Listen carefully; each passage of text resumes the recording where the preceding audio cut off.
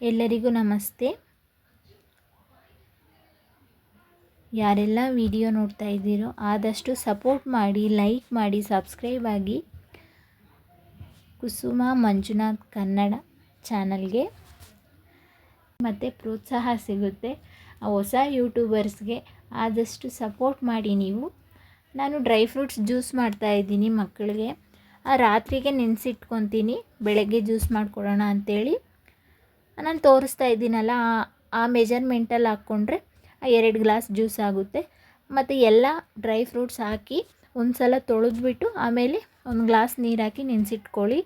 ಮತ್ತು ಜಾರ್ಗೆ ಹಾಕಿದಾಗ ಖರ್ಜೂರದಲ್ಲಿ ಬೀಜ ಇರುತ್ತಲ್ವ, ಆ ಬೀಜನ ತೆಗೆದುಬಿಡಿ. ನಿಮಗೆ ಬೇಕಂದರೆ ಇದರೊಳಗಡೆ ಸೀಡ್ಸ್ ಹಾಕ್ಕೋಬೋದು. ಪಂಪ್ಕಿನ್ ಸೀಡ್ಸು ಮತ್ತು ಸೂರ್ಯಕಾಂತಿ ಬೀಜ, ಅಗಸೆ ಬೀಜ ಹಾಕ್ಕೊಂಡು ನೀವು ಮಿಕ್ಸ್ ಮಾಡಿಕೊಂಡು ಕುಡಿಬೋದು. ಅದು ಸೀಡ್ಸ್ ಎಲ್ಲ ಹಾಕಿದ್ರೆ ಮಕ್ಕಳು ಕುಡಿಯಲ್ಲ, ಕಹಿ ಅಂತೇಳಿ. ಹಾಗಾಗಿ ನಾನು ಅವ್ರಿಗೆ ಹಾಕ್ಕೊಡಲ್ಲ. ನಾನು ಮಾಡಿಕೊಂಡಾಗ ಆ ಸೀಡ್ಸ್ ಯೂಸ್ ಮಾಡ್ತೀನಿ. ಮತ್ತು ಮಕ್ಕಳಿಗೆ ಸಕ್ಕರೆ ಹಾಕ್ತಾಯಿದ್ದೀನಿ. ನಿಮಗೆ ಬೇಕು ಅಂದರೆ ಬ್ರೌನ್ ಶುಗರ್ ಯೂಸ್ ಮಾಡ್ಕೋಬೋದು. ಈ ನೋಡಿ, ಈ ಥರ ಇರಬೇಕು ಡ್ರೈ ಫ್ರೂಟ್ಸ್ ಜ್ಯೂಸು, ತಿಕ್ಕಾಗಿ ಸ್ವಲ್ಪ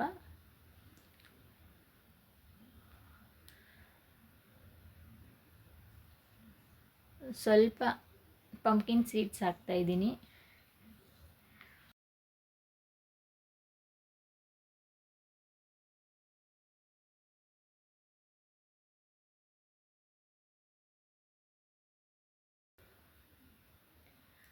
ಮತ್ತು ಇವತ್ತು 3ನೇ ದಿನ ಆಗಿದ್ದರಿಂದ ಇವತ್ತು ದುರ್ಗಾದೇವಿಯ 3ನೇ ಅವತಾರವಾದ ಚಂದ್ರಘಂಟಾ ದೇವಿಗೆ ಪೂಜೆ ಮಾಡ್ತಾರೆ.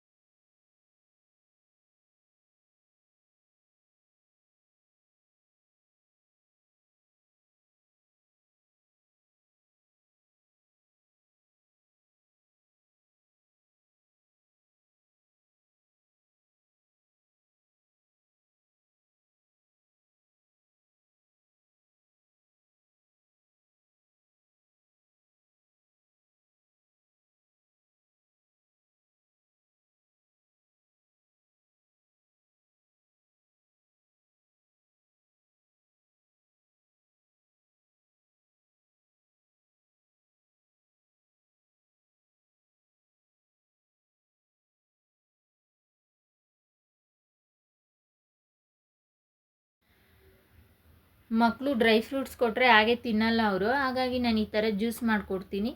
ವೀಕ್ಲಿ 3 ಟೈಮ್ಸ್ ಮಾಡಿಕೊಡ್ತೀನಿ, ಕುಡ್ಕೊತಾರೆ ಮಕ್ಕಳು. ನಾವು ಬೇಕಾದರೆ ಹಾಗೆ ತಿಂತೀವಿ, ಅವ್ರು ತಿನ್ನಲ್ಲ. ಬೌಲಲ್ಲಿ ಹಾಕ್ಕೊಟ್ಬಿಟ್ರೆ ಅದನ್ನೇ 2 ಅವರ್ ಆದರೂ ಹಾಕ್ಕೊಂಡು ಹಾಗೇ ಕೂತಿರ್ತಾರೆ. ಅದಕ್ಕೆ ನಾನು ಜ್ಯೂಸ್ ಮಾಡಿಕೊಡ್ತೀನಿ. ಮನೆಯಲ್ಲಿ ಬೇಗ ಪೂಜೆ ಎಲ್ಲ ಮುಗೀತು. ಪೂಜೆ ಮುಗಿಸ್ಕೊಂಡು ನಾವು ದೇವಸ್ಥಾನಕ್ಕೆ ಹೋಗಬೇಕಾಗಿತ್ತು. ದೇವಸ್ಥಾನಕ್ಕೂ ಹೋಗಿದ್ವಿ. ಅಲ್ಲಿ ಬಂದು ಬೆಳಗ್ಗೆನೂ ಪೂಜೆ ಮಾಡ್ತಾರೆ, ಸಂಜೆನೂ ಪೂಜೆ ಮಾಡ್ತಾರೆ. ನಾವು ಬೆಳಗ್ಗೆನೇ ಹೋಗ್ತೀವಿ, ಯಾಕಂದರೆ ಸಂಜೆ ಲೇಟಾಗಿ ಹೋಗುತ್ತೆ. ಸಂಜೆ ಹೋಗಿ ಪೂಜೆ ಮುಗಿಸ್ಕೊಂಡು 7:30, 8 o'clock ಆ ಥರ ಆಗೋಗುತ್ತೆ. ಹಾಗೆ ಬಂದು ಅಡುಗೆ ಮಾಡೋದಕ್ಕಾಗಲ್ಲ. ಅಂದರೆ ಬೆಳಗ್ಗೆನೂ ಮಾಡ್ಬೋದು, ಸಂಜೆ ಸಹ ಮಾಡ್ಕೋಬೋದು.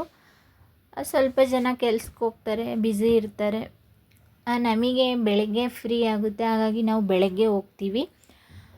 ಸ್ವಲ್ಪ ಜನ ಎಲ್ಲ ಈವ್ನಿಂಗ್ ಸಹ ಹೋಗ್ಬೋದು. ಕೆಲ್ಸಕ್ಕೆ ಹೋಗಿ ಬಂದಮೇಲೆ ಅವರಿಗೆ ಸಂಜೆನೇ ಟೈಮ್ ಸಿಗೋದು. ಸಂಜೆ ಹೋಗಿ ನೀವು ದೀಪ ಹಚ್ಬೋದು.